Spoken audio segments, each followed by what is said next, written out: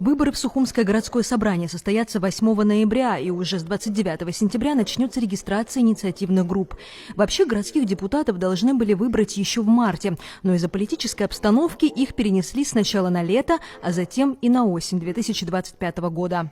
В данном случае даже не выборы, а срок полномочий депутатов городского собрания был перенесен до июня месяца, уже позже с инициативы президента Республики Абхазия Бадры Гумбы парламент принял решение перенести сроки полномочий районных и городских собраний до ноября 2025 года.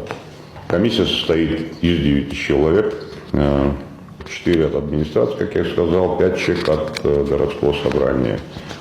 Сама комиссия определилась с тем, что, назначая руководителя, в данном случае я представляю должность руководителя комиссии. По словам членов избирательной комиссии, обычно явка электората на выборах в городское собрание не превышает 25%. И это плохо, так как небольшой процент людей влияет на то, кто из депутатов и как будет представлять интересы горожан перед органами власти. Если сейчас условно говорить, то представьте, 25% от общего числа населения выбрало депутата. У нас явка 25, потолок из них. 12,5% плюс 1 голос выиграли. В итоге получается, что на территории округа интересы всего округа представляет человек, который поддержал 12% от общего числа.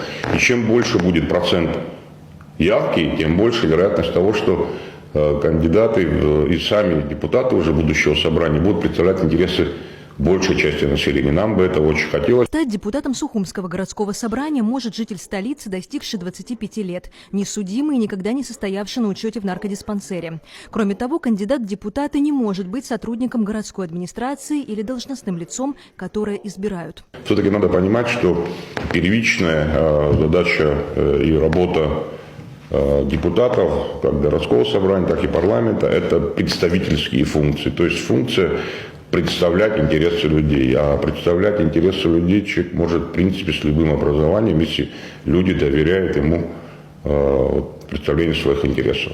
Как говорят члены избирательной комиссии, сейчас депутаты горсобрания обладают достаточно широкими полномочиями. И поэтому в интересах жителей столицы повлиять на то, кто же все-таки войдет в его состав.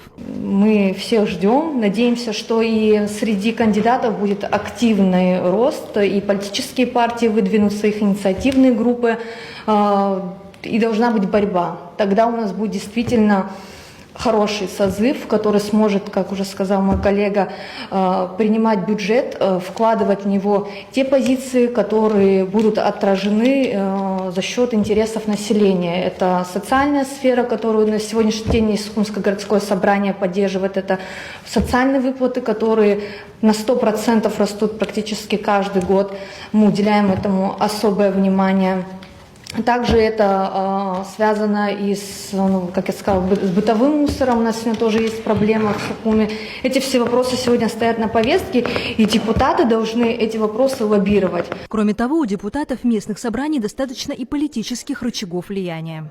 Вы знаете, что у них с недавних пор появилось право, не появилось право, у них и раньше было право утверждать главу администрации города Сухум. Другое дело, что это приобрело если раньше глава администрации города мог находиться бессрочно, без утверждения, то сейчас сроки ограничения в течение 2 месяцев либо одобрило городское собрание, то есть, по сути, они влияют на назначение руководителей администрации, и у нас уже есть примеры по стране, где районные администрации не утвердили глав администрации районов, где они вынуждены.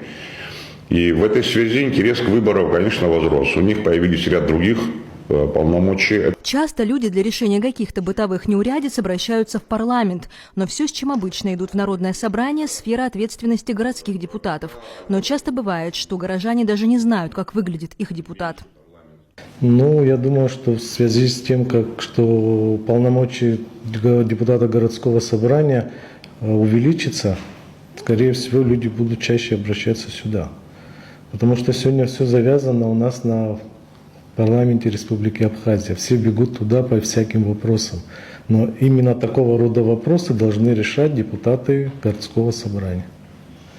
Потому что они занимаются больше хозяйственной деятельностью города Сухум.